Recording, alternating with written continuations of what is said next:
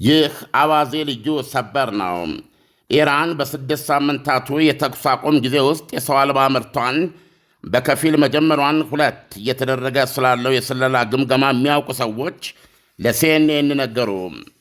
ሲኤንኤን በድምሩ 4 ምንጮች ነገሩኝ ብሎ አጠቃሎ እንደዘገበው ከሆነ የኢራን ወታደራዊ መልሶ ግንባታ መጀመሪያ ከተገመተው በላይ ሁሉ ፈጣን ነው።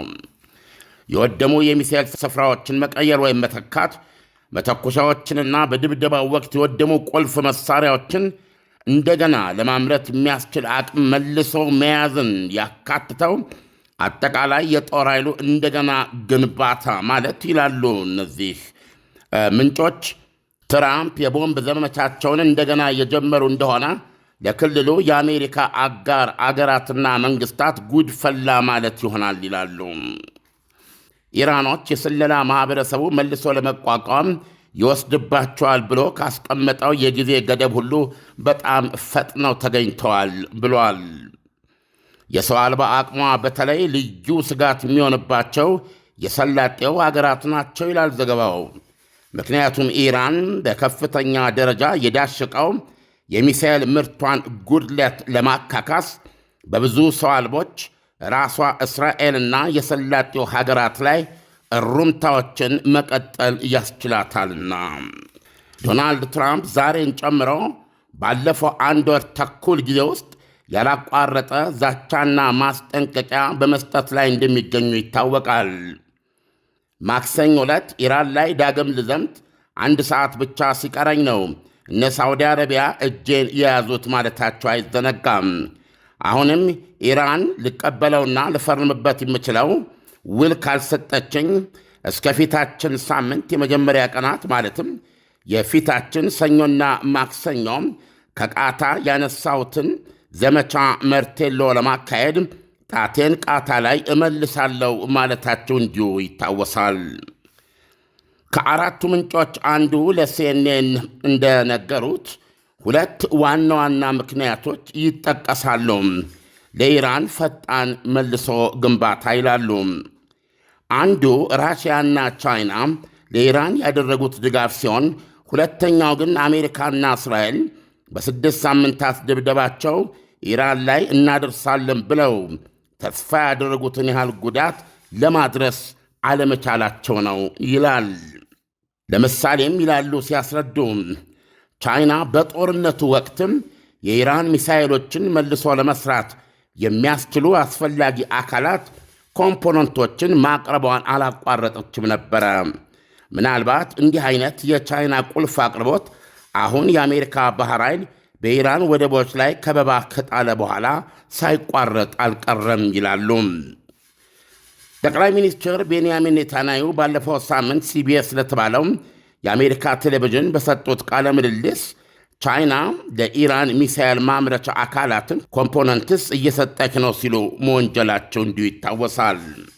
በተያያዘ ዜና ኢራን ከአሜሪካና ከእስራኤል ጥቃት በኋላ የቦሊስቲክ ሚሳኤል፣ የሰው አልባ ጥቃትና የጸረ አውሮፕላን አቅሞቿ እንደታሰበው ሙሉ በሙሉ አልወደሙም፣ አሏት በጥሩ ሁኔታ ይላሉ። የወታደራዊ አቅሟ ፈጣን መልሶ ግንባታም ከዚህ የተነሳ እንጂ ከዜሮ የጀመረ አይደለም ይላሉ እነዚሁ ምንጮች። ይህ በእንዲህ እንዳለ ፕሬዚደንት ዶናልድ ትራምፕ አሜሪካ ሆርሙዝ ሰርጥ ለመተላለፊያ እንዲከፈልበት የማትፈልግ መሆኗንና 60 በመቶ የበለጸገውን የኢራን 440 ኪሎ ግራም ዩራኒየም በእጃቸው እንደሚያስገቡ ዛቱ። እናገኘዋለን አሉ ትራምፕ በዋይት ሃውስ ለጋዜጠኞች በሰጡት መግለጫ። እናገኘዋለን፣ አያስፈልገንም፣ አንፈልገውም። እጃችን ከገባ በኋላ ምናልባት ወዲያውኑ እናወድሙ ይሆናል። በምንም ተአምር ግን ኢራኖች እጅ ላይ እንዲቀር አንፈቅድም ብለዋል። ዳንኤል፣ እንግዲህ ነገሮች እዚህ ላይ ነው ያሉትና ከአንተ ጥያቄ ብነሳ ይሻለኛል። ዓለም የኢራን የሰው አልባ መሳሪያና የወታደራዊ መልሶ ግንባታ ማካሄድ መጀመሯ ከፊቷ ያለው ጦርነት የማይቀር መሆኑን ተገንዝባለች ማለት ነው ወይ? ያ የፐርሰንቴጅ ጉዳይ ነው። 50 በመቶ ምናልባት አሜሪካ ይህን ጦርነት መቀጠሉ ሊያዋጣቸው ይችላል። ዶናልድ ትራምፕ እንዳስተዳደር ካለባቸው ጫና የተነሳ ወይም ደግሞ ወይም ባላት ስትራቴጂ በድርድሩ ላይ ይሄን ሳደርግ ይሄን በማድረግ ሂደት በመሳሰለው ጥቃቱ ሊቀር ይችላል የሚል ግምት ሊኖራት ይችላል። ግን የተወሰነ ፐርሰንቴጅ ነው የሚሸፍነው እንጂ ዶናልድ ትራምፕ መልሰው ድብደባውን አያደርጉም ብሎ 100% ለመናገር ለመደምደም የሚያስችል ሁኔታ ግን የለም፣ ሎጂካልም አይደለም። ስለዚህ ኢራን 50% ይህን ተስፋ ታደርግ ከሆነ 50% ግን ጥቃቱ አይቀርም በሚል ዝግጅት እያደረገች ነው ብሎ ማስቀመጥ ነው የሚሻለው። ዓለም በአሜሪካም ሆነ በኢራን በኩል ከድርድር ይልቅ ሁለቱም ለጦርነት መዘጋጀታቸውን ተከትሎ ዓለማችን አሁን ካለበት የኢኮኖሚ ሁኔታ አንጻር ሁለቱም ሀገራቶች ወደ ጦርነቱ እንዳይገቡ የሚያከላክል ወይም የሚያሸማግል ሀገር የለም ወይ? አሁን ያለንበት ዓለም በጥቅል መረዳት ያለብን እንደ አዲስ አሰላለፍ ለመያዝ በሂደት ላይ የሚገኝ ዓለም ነው። አንድ ወጥ የሆነ የዓለም የበላይነት ተኮላሽቶ በምትኩ እነ ቭላዲሚር ፑቲን የኃይል ማማዎች የሚሉት ሁለተኛ ኃይል እየተነሳ በጠነከረ ሁኔታ የተነሳበትና ሂደት ውስጥ ነው የምንገኘው። ስለዚህ ሀገራት ይህንን ግጭት እኔ እናንተ በንጹህ ልቦና ልናይ እንደምንችለው ከዓለም ሰላም ከሀገሮችና ከዜጎች ደህንነት አንጻር በሚል አይነሱም። በዚህ አዲስ የኃይል አሰላለፍ አዲስ አይነት ዓለም አቀፋዊ ግንኙነት እየተደራጀ በሚገኝበት ወቅት እዚህ ውስጥ ለእኔ ምን አለ የሚል ፖለቲካዊ አቋም ነው የሚኖረው። ስለዚህ ማሸማገል የሚለው በጣም ቀና ሀሳብ ነው። ብዙ ጊዜ ሽማግሌ የሚላከው ሊስማሙ ወይም ከዚህ ልዩነት በላይ ከዚህ ልዩነታቸው አሁን ካጣላቸው ካራራቃቸው በላይ አንድነታቸውና ሰላማቸው ይበልጣል ብለህ ለምታስባቸው ወገኖች ነው። ይህንም በዚህ በጥቅሉ እናስቀምጠው። አሁን ሽማግሌ የሚለውን ነገር ራሱ የተባበሩት መንግስታት ድርጅት ጥጉን የያዘበት ጊዜ ነው እና ደሞዛቸውን የሚበሉበት ነው። የተባበሩት መንግስታት ድርጅት ቤዚካሊ ህልውና የለውም። ይሄ ሁኔታ አሁን በዓለማችን ያለው ወደ ተጨባጭ ወደ እነሱ ሁኔታ ስንመጣ የጦርነቱ ምክንያት ምንድን ነው? የጦርነቱ ምክንያቶች ኤግዚስተንሽያል ናቸው። የጦርነቱ ምክንያቶች ለምሳሌ እዚህ ውጊያ ውስጥ ያሉት እነማን ናቸው? አሜሪካ፣ እስራኤል፣ ኢራን ስትወስድ እስራኤል ይህን ጦርነት ለምን ትዋጋለች? የኢራን የኒውክሌር ስጋት እንዲወገድልኝ፣ የሚሳኤል ስጋቷ እንዲወገድልኝ፣ እንዲሁም ደግሞ በዙሪያዬ ያላቋረጠ ጦርነት ውስጥ እንድቆይ ከበባ የሆነብኝ የኢራን ሺያዊ ተራዳ ያ እንዲበጣጠስና እንዲቆም ነው የምትፈልገው። እነዚህ ሶስት ነገሮች እንደ ሀገር እንደ ህዝብ በተረጋገጠ ሰላም ውስጥ እንድኖር የማያስችሉኝ ያላቋረጠ ጦርነት ውስጥ የሚከቱኝ ብሎም እነዚህን ሁኔታዎች ሊቆጣጠራቸው ካልቻልኩ አጠቃላይ ህልውናዬን አደጋ ላይ ሊጥሉ የሚችሉ ናቸው ብላ ነው የምታምነው። ስለዚህ እስራኤል እዚህ ጦርነት ውስጥ የገባችበት ምክንያት እነዚህ ሶስት ናቸው። ዶናልድ ትራምፕ ደግሞ ይህንን ጦርነት ከእስራኤል ጋር ቢያደርጉም አሁን እንደምንሰማው በተደጋጋሚ እንደምንሰማው የኒኩሌር ጉዳዩን እልባት ካገኙበት ጦርነቱን ለማቋረጥ ዝግጁ ናቸው። እስራኤልም ከኔ ጋር ታቋርጣለች የሚል ነው ዋስትና እየሰጡ ያሉት። የሚሳኤሎቹ ጉዳይና የተጋትሮ ተራዳው ጉዳይ ለእስራኤል የህልውና ጉዳይ ቢሆንም የኒኩሌር ስጋቱን ነገ ውሎ አድሮ ለአውሮፓን ብሎም ለአሜሪካ ስጋት ስለሆነ ይህንን አስወግዳለሁ ወደሚል መጥቷል አሁን ዶናልድ ትራምፕ።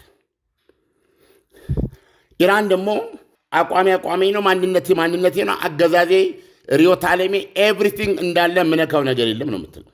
ስለዚህም ሚሳኤሉ የህልውና የመከላከያ ነው፣ የተጋትሮ ተራዳይ በአንድ ወጥ ነን የማቋርጠውም ግንኙነት የለም፣ የማቋርጠውም ገንዘብ የለም፣ የማቋርጠውም ድጋፍ አይኖርም የሚል አቋሚታ ነው ያለችው። ስለዚህ ጦርነቱን ያመጣ ዋናው ምክንያት ይሄ ነው። አሁን ከጦርነቱ መምጣት በኋላ ያ ጦርነት ችግሮችን ከመፍታት ይልቅ ሦስቱንም ችግሮች ሳይፈታ ሌላ ተጨማሪ የሆርሙዝ ሰርጥን ሌላ ተጨማሪ ችግር ይዞ መጣ ማለት ነው። ስለዚህ በዚህ መካከል ሊደረግ የሚችል ሽምግልና ምን ሊሆን ይችላል?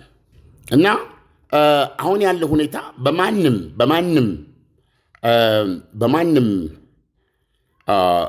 መመዘኛ የጦርነቱን አይቀሬነት የግድ የሚያደርግ ነው። ምክንያቱም ምናልባት ነገሮች ካለፈው ብሰዋል እንጂ ከጦርነቱ በፊት ከነበረው ሁኔታ ብሰዋል። ስለዚህ ይህንን ጦርነት የማስቆም ጥያቄ ሲመጣ ቅድም እንዳልኩህ ለምሳሌ ቻይናና ራሽያ ከኢራን ጀርባ ናቸው። ከኢራን ጀርባ ለምን ሆኑ? ወላ አሜሪካ ከእስራኤል ጀርባ ሆነች ሊሉ ይችላሉ። ስለዚህ ምን ይደረግ? አሜሪካም ድጋፏን ለእስራኤል ታቋርጥ፣ እኛም ለኢራን እናቋርጣለን፣ ሁለቱ ይዋጣላቸው አይነት ከሆነ ደግሞ በጣም አስቂኝ ነው የሚሆነው። ቢኮዝ ከኛ የተሻለ ያውቃሉ። ይህ ጦርነት ለኢራንና ለእስራኤል ይለቀቅ የሚሉ ወገኖች ካሉ ዓለማችን ካታስትሮፍ ውስጥ መቅሰፍት ውስጥ እንድትገባ የሚፈልጉ ነው የሚሆኑት። ስለዚህ ይህ ጦርነት ይህ ፍጥጫ ሊፈታ የሚችልበትን መንገድ እስካሁን ባየነው ሁኔታ ኢራን ሆርሙዝ ሰርጥን ከዚህ በኋላ አለቅም ብላለች። ይህ መደጋገም አያስፈልግም። ሁለተኛ የኒውክሌር ማበልጸግ መብቴ ሉዓላዊ መብቴ ነው እንዳለች ነው። ይህን እስካሁን አላነሳችም። ዶናልድ ትራምፕ 20 ዓመት እቀበላለሁ ብለው ለጋዜጠኞች ገልጸዋል። እሷ ከ5 ዓመት በላይ የኒውክሌር እንቅስቃሴን አላቆምን ያለችው።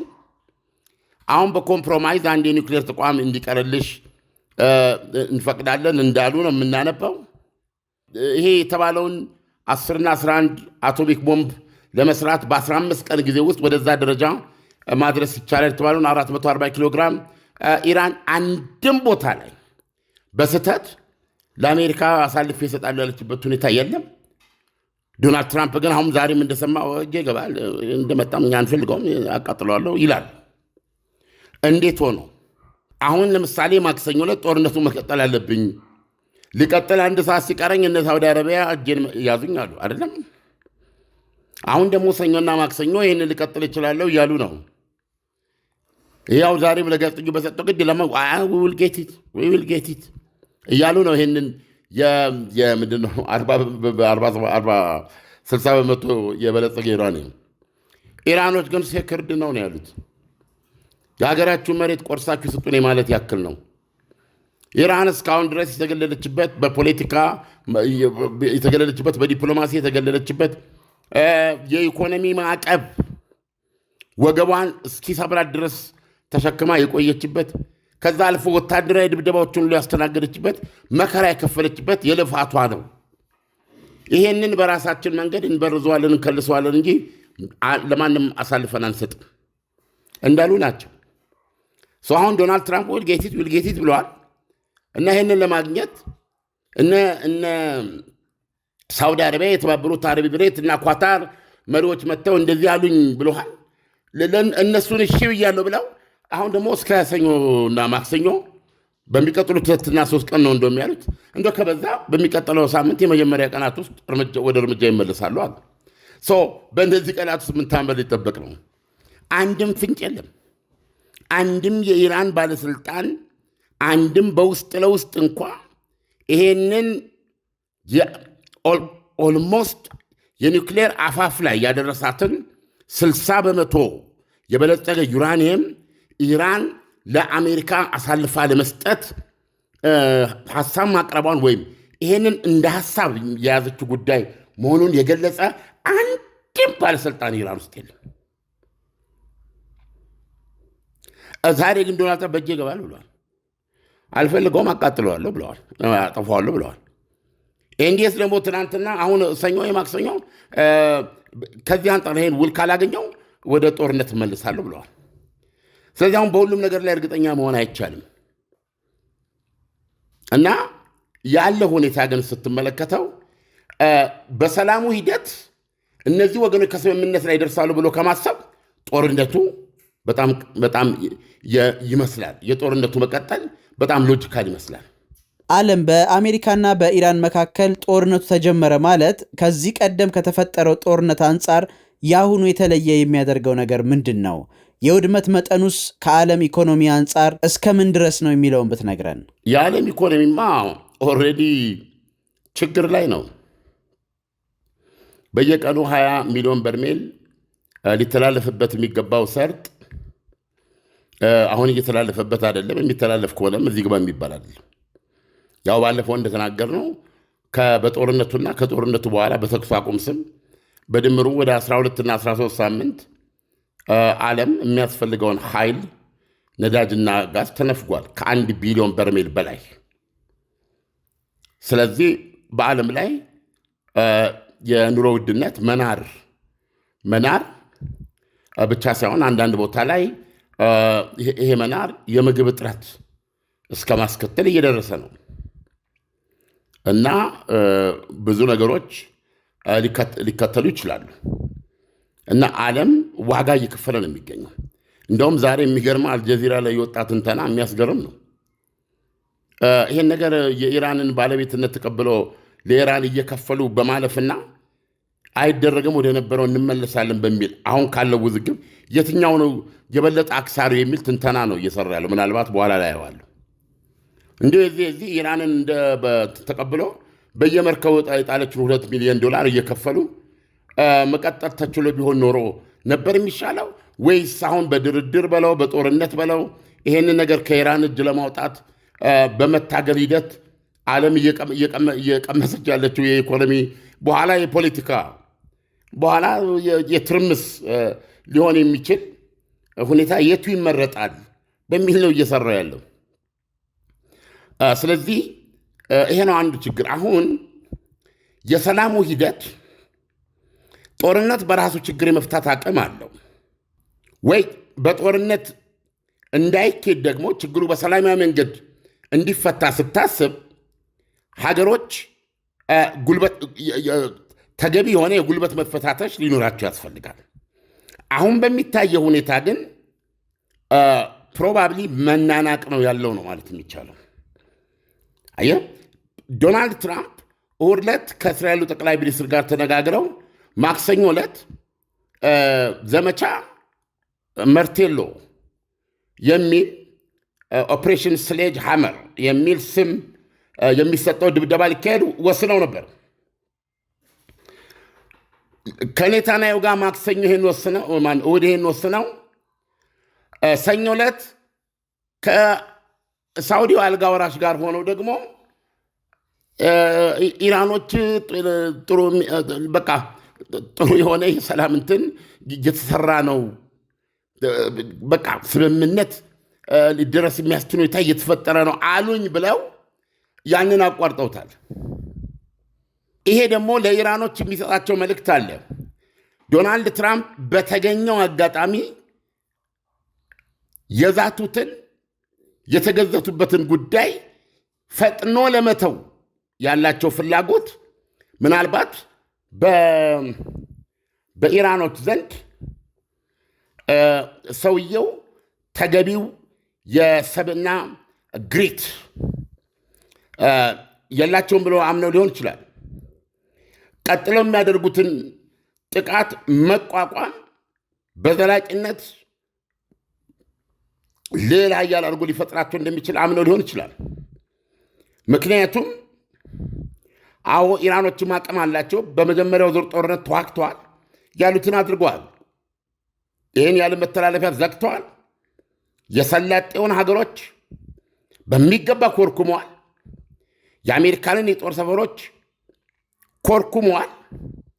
እስራኤል ላይም ከፍተኛ መጠን ያለው ሚሳኤልና ሰው አልባ በመተኮስ በተለይ በተቋም ደረጃ፣ በህንፃ ደረጃ፣ በመኖሪያ ቀዬ ደረጃ ብዙ ውድመት ማድረስ ችሏል። ስለዚህ ሌላ ዙር አሁን የሚያደርጉት ጥቃት ሌላ ዙር ቢመጣ ይሄንን ጥቃት ምናልባት በጣም ስለመሆን በተለይ የሰላጤው ሀገሮች ላይ ሊያደርጉ የሚችሉትን ጉዳት በሚገባ ቅርብ ናቸው እነዚህ ሀገሮች። እዚህ ላይ ጠንካራ አቋም ይዘዋል ኢራኖች። ስለዚህ ዶናልድ ትራምፕ ወደ ዘመቻ በገቡ ቁጥር ኢራን ላይ እንደፈለጉት ሊያደርጉት፣ ለምሳሌ የኤነርጂ ተቋሟን ብለው ያሉት ነው እንግዲህ የተለየ ምት ሊያመጡ አይችሉም። የባለፈው የ6 ወር ጥቃታቸው እነሱ እንዳሉት አይደለም ያደረሰው ጉዳት ተብሎ ተገምግሟል። ስለዚህ አሁን የበለጠ ጉዳት እናድርስ ቢሉ አሁንም የፈረደበትን የሚሳኤል መተኮሻ፣ የሚሳኤል ማምረቻ፣ የዋሻ ውስጥ ምናምን የሚል ነው ሊሆን የሚችለው። ያ ደግሞ ምንም ይሄ ነው የሚባል ነገር እንዳልፈጠረ አይታል። ስለዚህ አሁን ይሄ ቀጥሎ የሚመጣው ጥቃት ኃይለኛ ከሆነና የኢራን አገዛዝ እንዲጎዳ ከሆነ ብለው ነዳጅና የጋዝ መሰረተ ልማቱን ፕሮባብሊ እንደዚህ አይነት ጥቃት የሚያካሂድ ከሆነ ኢራኖች ተመሳሳይ ጥቃት በሰላጤው ሀገሮች ላይ ለማድረስ የሚያስችል አቅም አለን ብለው የሚያምኑ ከሆነ አሜሪካ የኤነርጂ መሰረተ ልማቷን እንዳትመታ የማድረግ ዲተረንስ አቅም አላቸው ማለት ነው። እዚህ ውስጥ የሚያውቁት አሜሪካና ኢራን እና እስራኤል። ስለዚህ አሁን ኢራኖች ቀጥሎ የሚመጣውን ጥቃት ተቋቁመው ያ ጥቃት ደግሞ ምንድነው ኮስት አለው። የአሜሪካ ፖለቲካ አለ፣ የህዝብ አስተያየት አለ፣ የህዳር ምርጫ አለ፣ የነዳጅ ዋጋ ጉዳይ አለ። ጦርነቱ ድብደባው እየቀጠለ ይሄ ሰርጡ እየተዘጋ ከጦርነቱ መቀጠል ጋር የነዳጅ ዋጋ ማሻቀብ ኢራኖች እንደሚያስቡት ወደ $200 ከሄደላቸው ኢኮኖሚካሊ ዶናልድ ትራምፕን እጅና እግራቸውን ማሰር ያስችላቸዋል። እዚህ ውስጥ ሁሉ ግምቶች ናቸው ያሉት። ነገር ግን ኢራኖች ውጊያውን አይፈልጉትም ቢባል እንኳ ውጊያውን ግን የሚዘጋጁበት ነው የሚሆነው እና ስለዚህ በዚህ ጦርነት ውስጥ እከሌን ከከሌ አድርጎ የገላጋይ ጉዳይ ሳይሆን ይህ ቀጣዩን ጦርነት ኢራኖች የሚፈሩትን ያህል የሚፈልጉትም ሊሆን ይችላል። እሱን ሰርቫይቭ ማድረግ ከቻሉ ምክንያቱም ቴክኒካሊ ሰላጤውን መያዣ በማድረግ ማለት ነው። አጠቃላይ የመካከለኛው ምስራቅን ነዳጅ ሀብት፣ የነዳጅ የንግድ ኢኮኖሚ ሁሉን ነገር መያዣ በማድረግ ይህን ጦርነት ይዋሊደር እንጂ በአሸናፊነት ሊወጡና የሆርሙዝ ሰርጥን በእነሱ ልዕልና ስር ማቆየት እንችላለን ብለው ነው የሚያምኑት።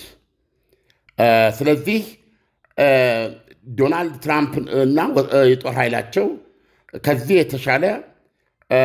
የተሻለ ከዚህ የራሱን ግንዛቤ ወስዶ የተሻለ አቅምና የተሻለ ስልት አለኝ ብሎ አምኖ እንደሚገባ ነው የሚጠበቀው። ስለዚህ እውነቱን ለመናገር የሚሆነውን ጠብቆ ማየት ነው የሚቻለው እንጂ ለማናቸውም የሚቀል ሁኔታ አይታይም። ለዓለም ሰላምም ብዙ ተስፋ አይታይም። ጦርነት ግን የማይቀር ነው ብሎ መናገር ይቻላል። ዓለም ለሰጠህን ትንታኔ በጣም አመሰግናለሁ። መልካም ምሽት ይሁንልህ። መልካም ምሽት።